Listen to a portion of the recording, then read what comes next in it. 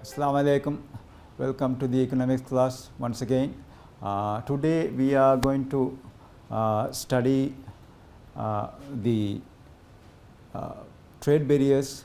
Before that, this is the QR code and the link that you can use to for attendance purposes. For each lesson you will have to now actually fill a form. So with this link or with this QR code you will be able to do that. First of all, let's see what we have studied in the previous class. We have studied arguments for trade barriers and arguments against trade barriers. Now in this class we are going to study about the trade barriers, protectionism, what it is. We have seen in the previous class we have seen what is the difference between protectionism and trade barriers. So in the previous class you have seen we have discussed about the difference between the protectionism and trade barriers. Protectionism means using trade barriers to block the imports, and trade barriers are the measures that government actually takes in order to block the import, and trade restrictions that is equal to trade barriers. So the types of trade barriers actually there are mainly two types, tariff and non-tariff barriers. Tariff means it's a tax levied on imports. Non-tariff barriers are other than the tax, the tariff, all the others are non-tariff barriers. So we will see first what is tariff. Tariff means it's a tax on imports. Sometimes we call that import duties. Sometimes we call that import tax. Whatever we call it, it is a tax on imports. So you will have to understand how that tariff limits the imports, how the tariff actually affects the domestic trade. So using the demand and supply diagram, you will be able to explain how the tariff affects the quantity of goods and services, the price of goods and services. Simply let's see, first we have the demand curve, and then we have the supply curve, and the demand and supply actually intersect at this point. So the price here is P and quantity is Q. Let's assume that price P, quantity Q. This is the initial market equilibrium without the imposition of tax or tariff. Let's say when the tariff is imposed, what happens is that the supply curve moves to left, so that there is a new supply curve S1. There is a new supply curve S1. So because of the new supply curve on the left of the original supply curve, we have higher price and less quantity. So at this level you will be able to explain by using this diagram the effects of tariff. What happens is actually when the tariff is imposed, the traders or the importers will have to actually spend more on imports. That is, a part of their budget goes into the government as tax, and the other part goes into let's say other countries as the price of imports. So, the cost of production increases for the importers, therefore, they will be able to import less. That is why the supply curve actually shifts to left. So, the price of import increase, quantity of import decrease. So, this is how the tariff affects the demand and supply and the price and quantity of goods and services that is available. Then, so this is actually how you will be able to explain this diagram. The tariff price is the cost of production. So, it shifts the supply curve from S1 to S to S1. That leads to price of import rise from P to P1, and therefore, the quantity falls from Q to Q1. Then let us see what is quota.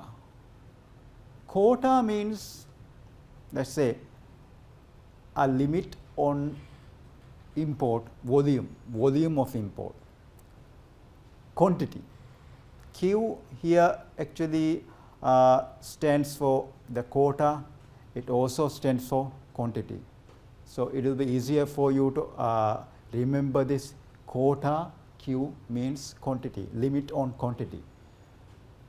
So, how does that quota affects the demand and supply of goods and services?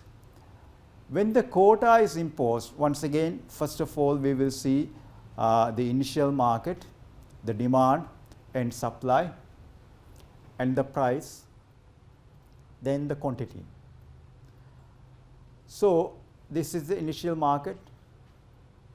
This is the market for imported goods. See, I have written here the import, supply of imports, demand for imports. So, when the quota is imposed, the what happens is this supply curve, because we know that quota means a limit on import, a limit. There is a limit. A specific amount of import can be, now maximum specific amount can be imported. So, this supply curve becomes like this, the vertical one. So, the supply becomes perfectly inelastic, meaning even if the price change, the supply does not change. The maximum this amount can be imported. Therefore, the import of supply is limited to a specific amount. So, at this line, demand curve, the demand curve and the supply curve, new supply curve intersects at this point. Therefore, the price of import increase from P to P1 and quantity decreases from Q to Q1. Quantity decreases, there is a shortage, that is why the price increase. So, this is how the quota affects the goods and services, the price of goods and services, the quantity of goods and services. When there is a limit, the government says this much amount can be imported, not more than this can be imported. So, there is a limit on the import. Therefore, the producers, even if they want to import more than that, they will not be able to import. So, there is a vertical line, the supply becomes perfectly inelastic, and therefore, quantity reduces, shortage occurs, and therefore, the price increase. So, this is how you will be able to explain how the quota affects the price and quantity of goods and services. Once again, this diagram explains what happens to import, the amount of import. Then, what is a subsidy? Subsidy means government giving a grant there is a subsidy. So, the government grants paid to domestic producers to reduce their production cost, so that they will be able to produce goods and services at lower cost. So, they will be able to even export them. There are two types of subsidies. One is import substitution subsidies, the other one is export promotion subsidies. So, today we will talk about export promotion, subsidy on exporters, subsidies to exporters, where they are able to reduce their cost of production. Therefore, they will be able to produce at lower cost and higher quantity. So, they will be able to sell in the other countries to other countries at lower cost, lower price. So, the effects of subsidy, once again, the initial demand and supply, the price and quantity. So, when the subsidy is given, the government gives to the producer of the product, the government gives a payment, a grant, something, so that they will be able to produce more. Therefore, the supply curve actually shifts to right. Supply curve shifts to right. So, because of that, they will be able to actually sell their products at lower price. Because of subsidy, the cost of production decreases, therefore, they will be able to produce. When the supply increases, that means the quantity supplied actually increases. So, they will be able to sell their product at lower price and higher quantity will be produced. So, there will be more quantity traded, more quantity traded. Here demand also extends here, supply is also here. Therefore, the more quantity is traded here. So, the subsidy increases supply. So, there is a lower price and therefore, more will be traded. Especially you can use this one even in the domestic market also. Let us say the farmers, they are producing goods and services, the agricultural goods they are producing. Let us say when the government gives actually a subsidy to them, they will be able to produce large quantity. So, they will be able to, let us say, compete with importers based on the price. Here they will be able to lower the price because they are able to produce now more. Because they are able to produce more, they will be able to cut the cost. Therefore, the price falls. They are able to now compete with the importers. So, the import of goods and goods actually reduces. So, this is how the subsidy reduces imports. The farmers, the producers are able to produce more, therefore, they are able to lower the price because they are able to produce more, because they are able to produce at lower cost. So, the price falls, they are able to compete with the importers. And then let us say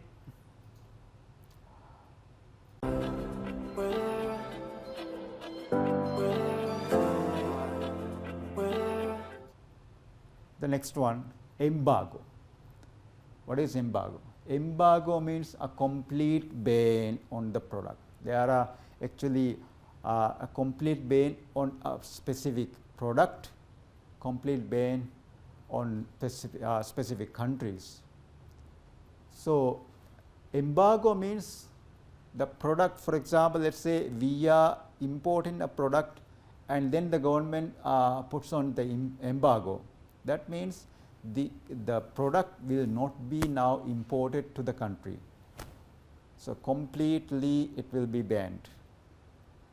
And also, for example, let's say on a specific country, if there is an embargo, there is actually a, let's say the countries will stop trading with that particular country.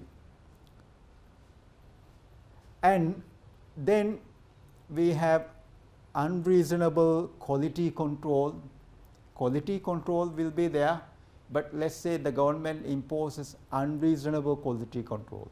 So, this particular product, if you are importing, the government will actually announce that the importers will have to import this particular quality of product.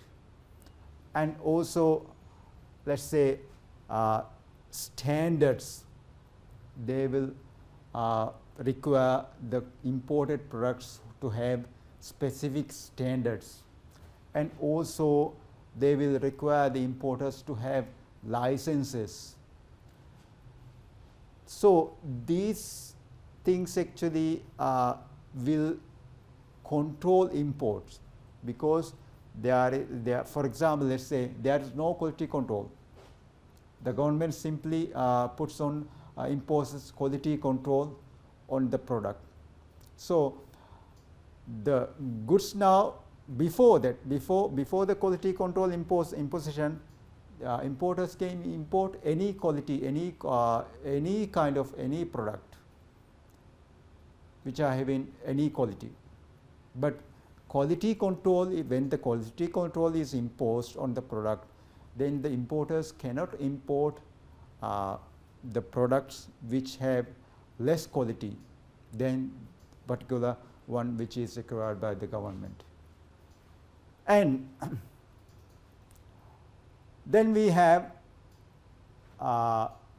voluntary export restraints.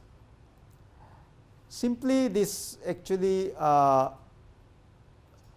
this is like the quota, but here in the voluntary export restraints, the importing country actually requests the exporting country to limit their export. So, the exporting country limits their export to the country. Therefore, the importing country will have less imports. The exporting country limits their export to the particular country. Therefore, the importing country will have less imports. I hope you understand this, this one. The import, for example, let's say Maldives. We are importing, for example, fish products from Thailand. As you know, we have a fishing industry, well-known fishing industry is there, and because of the import of fish products from Thailand, the domestic producers, fishermen, they are unable to compete with the import. Therefore, the Maldivian government, for example, let's say they are asking the Thailand government now to limit the export of their fish products to Maldives. So, they limit their fish products exports to Maldives. So, the Maldivian will now have less import from Thailand. When the Thailand doesn't export, we will not have that import. So, that is how the VER actually works. Then we have local content requirement.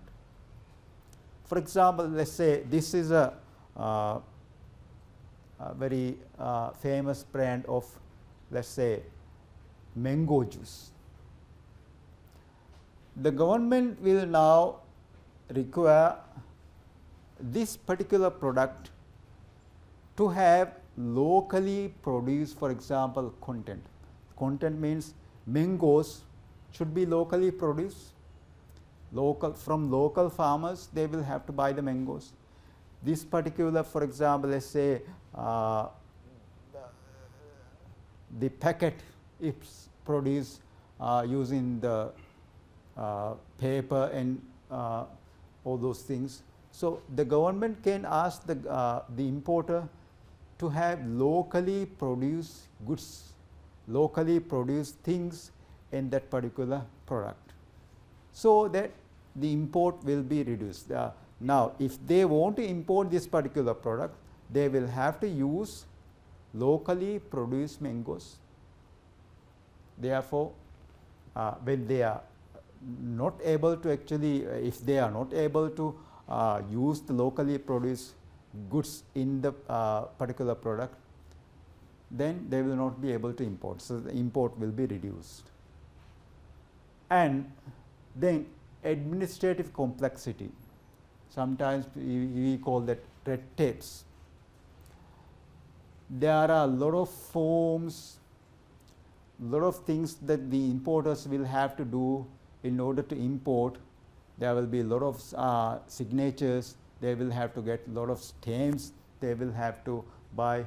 So because of this complex procedure, the importers actually will be fed up. They will say, we don't want to import this.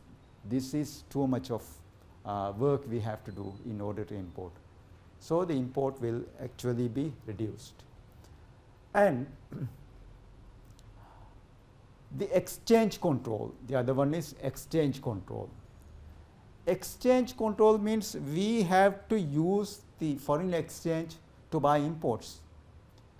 Without foreign exchange, without foreign currencies, we will not be able to buy imports.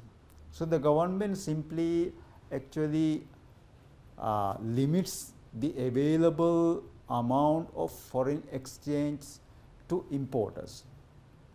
The importers now will have less amount of foreign currencies. With the less amount of foreign currency, they will be able to buy less goods and services from abroad. So import reduces. And the last one of non-tariff barriers, we have exchange rate manipulation. The government deliberately manipulates exchange rate. That means they increase the price of rupiah, they decrease the price of rupiah, for example in Maldives. So that the importers will be able to get sometimes the foreign exchange. When they want to buy the foreign currencies, they are able to get at higher prices. If the Maldivian rupiah depreciates against dollars, that means they are able to buy dollars at high prices. At higher prices, the importers will be able to buy less dollars. So with less dollars, once again, they will be able to buy less imports. To manipulate the exchange rate, sometimes the government will buy and sell the currency. When they want the dollar price, for example, when they want the dollar price to be higher, they will actually buy more dollars. So there will be less dollars in the market. When there are less dollars in the market, simply the price of dollars increase. So the importers will be able to buy dollars at higher prices. Therefore, the import reduces. So these are the trade barriers, mainly the trade barriers that we have. And then there is a question, explain the meaning of protectionism. That is a 4 marks question. So we have here explain here is there. That means simply you can define what is protectionism and then give examples. That is the meaning of explain. At this stage, at this level, you will be able to define the term and then you will be able to give examples. So, explanation is complete. So, let us see, this is how actually we can, this is one way we can define that use of trade barriers by the government to protect the domestic industries from foreign competition is known as protectionism. So, these are now, let us say, examples. The government can use tariff and non-tariff barriers. This is in addition to the definition, I am giving this one.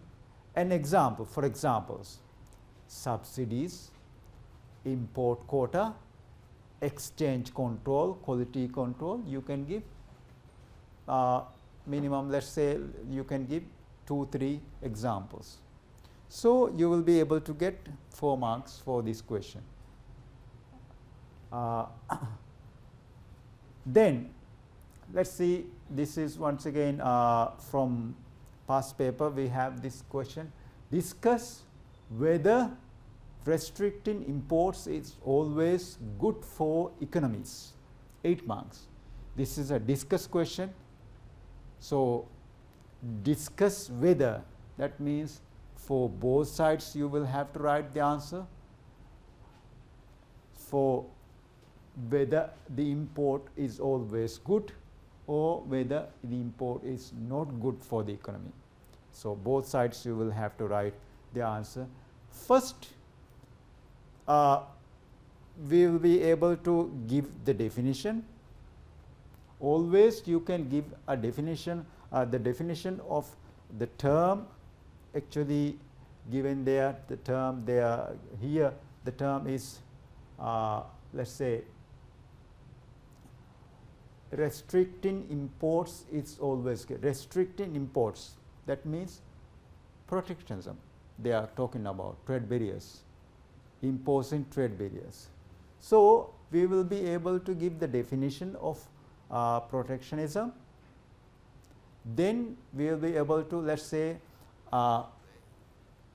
in the previous day also I have told that 5 points, you are going to write 5 points, 3 points on one side and 2 points on the other side.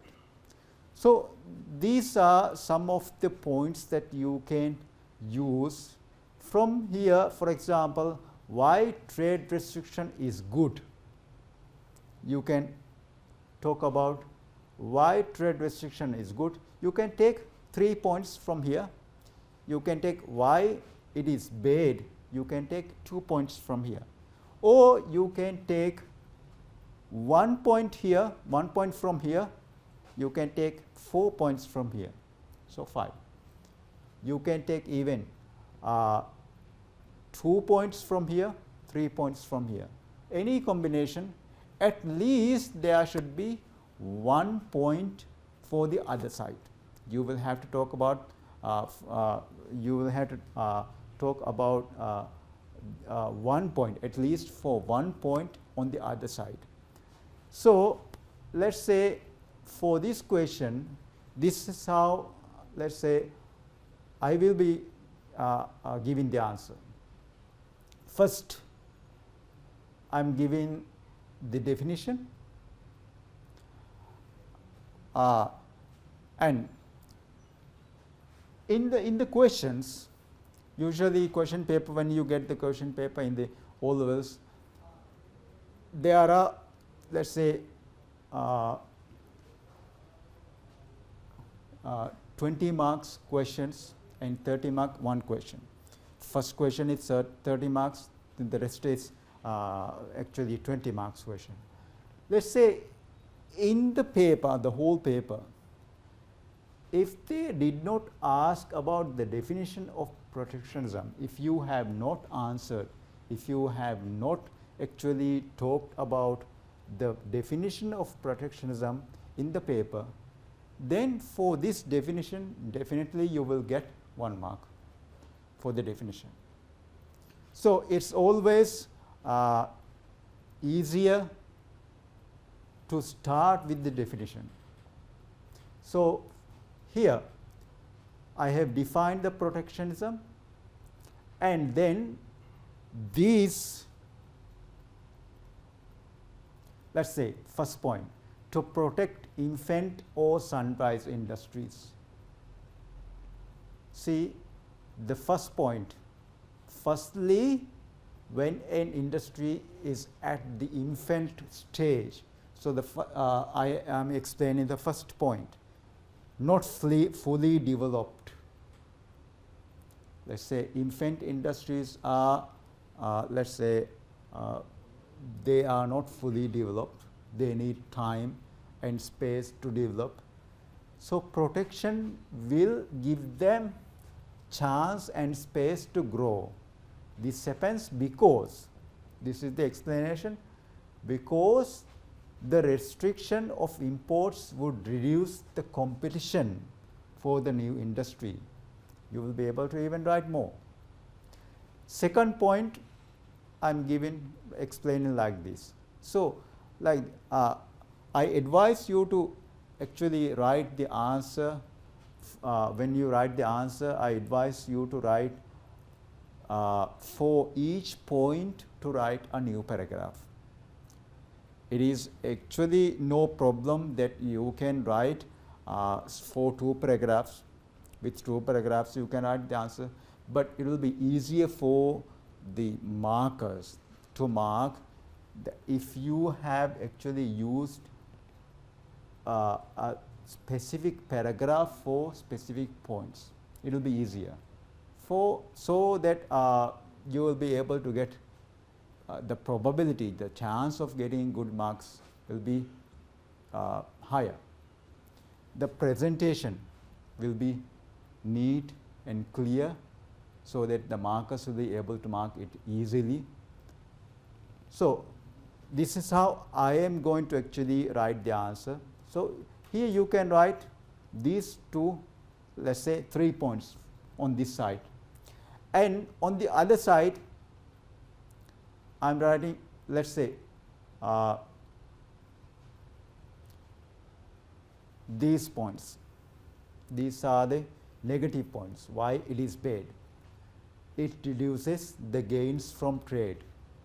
So the first point actually I am giving here. On the other hand, protection will reduce the gains from trade. That point I am explaining here. This means that if we restrict imports, the extent of specialization will be reduced. You can even use the PPF when you explain the specialization. So you will be able to use the PPF, and then you will be able to actually show that specialization increase the output. So that if the trade is restricted, that the gains from specialization will be lost. You can use that. And second point I am actually explaining here, also it will reduce the choice available for the consumers. So like this you will be able to write the answer, and so in some circumstances it would be very advantageous, and some circumstances it will not be advantageous for the economies. For discussion questions, it is not necessary that you actually conclude, that you will you give a conclusion. It is not necessary. The necessary thing is that you talk on both sides. At least one point should be talked about on the other side. That is the necessary thing. So like this you will be able to get 8 marks. If you have actually, let's say, talked about 5 points, from that 5th point you will be able to get extra mark. If you have mixed 1 mark from the other points, you will be able to get extra mark from there. So you will be able to inshallah get 8 marks. So these are some questions that you will be able to do. How does a tariff on imported product affect the domestic price of the product? So with the with using the demand and supply diagram, you will be able to answer this question. How does a tariff on imported product affect the quantity of the product imported? For this one, 1, 2, 3, you will be able to answer these 3 questions using the demand and supply diagram that we use for tariff. For 4, 5 and 6, you will be able to use that demand and supply diagram that we used on quota. So you can do these questions at home, and you can use this QR code or the link for attendance purposes. I hope everybody stays at home and stays safe. So thank you very much.